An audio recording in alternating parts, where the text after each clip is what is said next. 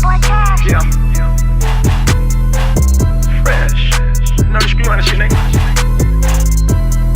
I'm right around this mother. What up, Average Joe crew? Today we're going to talk about how to cop a W on some of the hottest releases that's going to be releasing for the rest of this year. And specifically today, we're going to talk about how myself, the number one Average Joe, was able to cop a W on the Yeezy Butters 350.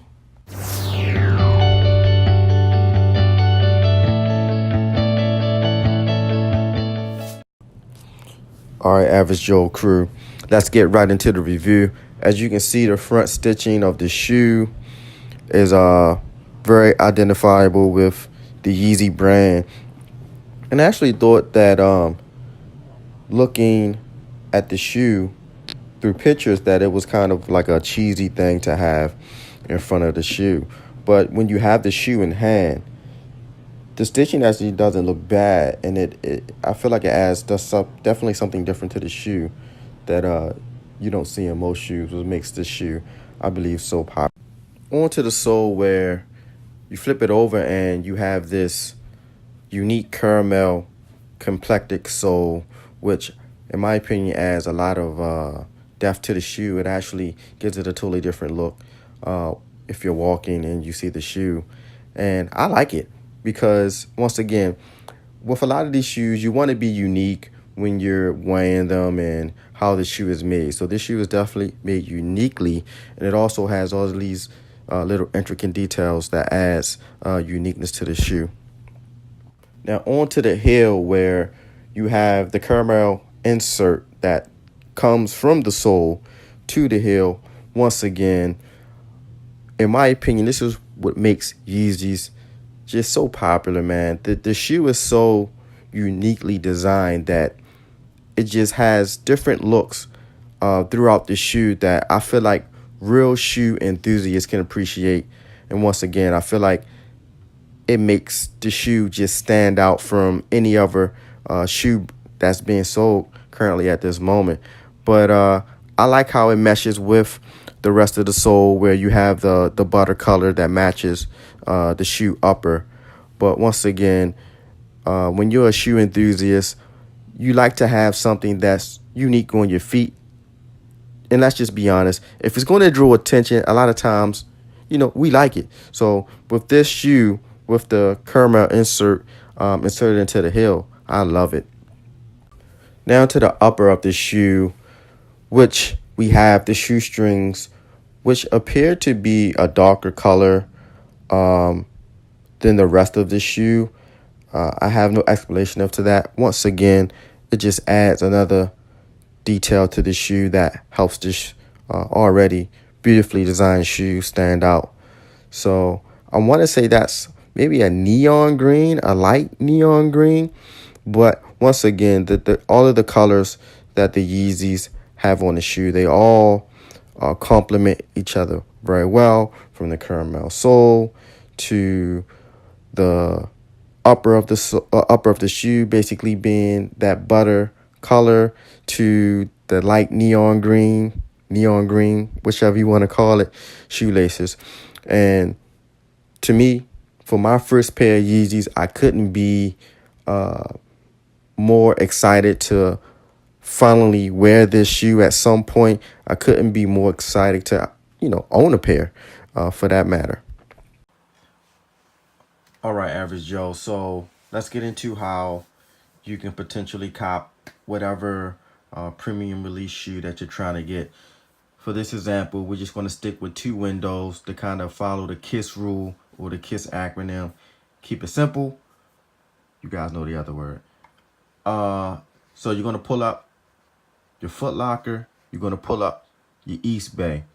So when you pull it up, obviously you go to releases, and whatever shoe that's going to be releasing that day, a lot of times it's going to pop up as such, and you're just going to click on it. Unfortunately, right now we can't click on any of these shoes because they're not due to be released. But that's how you would get to the particular shoe that you're trying to cop. Same thing here with East Bay. You're going to go to releases. East Bay is a little different as far as how they preview the shoes that's going to release. Just like how it says buy now, you're going to click on buy now. You're going to put your size in, and you're going to have to be quick when you're doing this, but you're going to, put your size in. So let's put in our 9, add the cart. You're going to go view and check out. And then from there, you're going to hit checkout with PayPal because all of your billing information is already preloaded. And you're just going to go from there. Hopefully, it will let you check out. In the case of eBay, if it doesn't let you check out, it's going to kick you back to this page. So, for instance, it won't let you check out. It's going to kick you back to this page, and you just have to continue to hit check out, check out, check out, check out.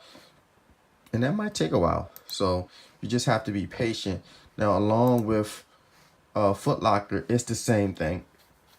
Foot Locker won't allow you to check out, and you just have to keep, being patient and hitting the checkout button. Not only that, you want to pull up all of your smart devices. And just to add to everything else, you definitely want to go into all of your windows early. Get everything set up early. So let's say a release is going to be 10 o'clock. I would do it as early as 9:30. Go in, set everything up. In the example that I showed, I only showed 2 windows. You can set up multiple windows. So you can do Foot Locker, Adidas, Nike, East Bay, Champs, Finish Line. You can pull up all of these different websites on your computer. You can also pull them up on your iPad. You can pull them up on your phone. You want to utilize all of your smart devices just for the average Joe to try to give yourself the best chance possible to cop, whatever shoe that you're trying to cop. And not only maybe one pair, maybe you can cop multiple pairs. I would say maybe at least 3. Once again, for the average Joe. So preparation is key. You definitely want to get to your computer early, get your setup done right. You want to go into each tab as well. So let's say East Bay, for an example. If you were ever just playing around on there and you had something old in your cart, when you go to check out for whatever the release is, that item will still be in your cart.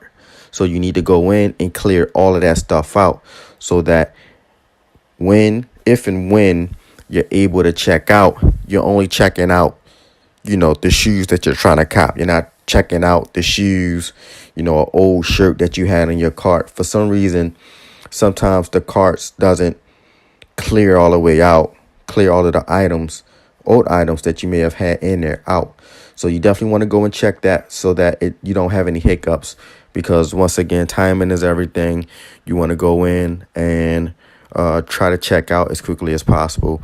And that's why utilizing PayPal is a good example or a great advantage to doing all of that. And most of the different shoe companies will have a checkout with PayPal so that it just kind of makes it for easier and quicker transaction. So once again, average Joe's, just preparation is going to be key. Once again, I would start around 9:30, get your setup going.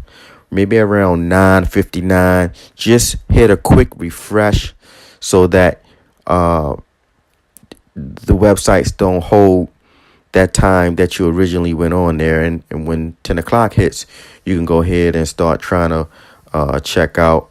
You also want to make sure that, once again, you're refreshing. Sometimes it will tell you not to refresh. So you have to also read whatever pops up when you're going through that final transition of checking out. If it tells you not to refresh and just hold on, then unfortunately, that's just what you had to do. depending on the drop. For instance, like when the Yeezys drop for the butters, it kicked me to a waiting room on my cell phone after I had basically given up on the computer, and it said, you're in a waiting room, wait your turn. And basically that the waiting room was just trying to clear out the bots, which I think is a good thing because it helps the average guy obtain whatever, the shoe is dropping. So you definitely want to follow those keys.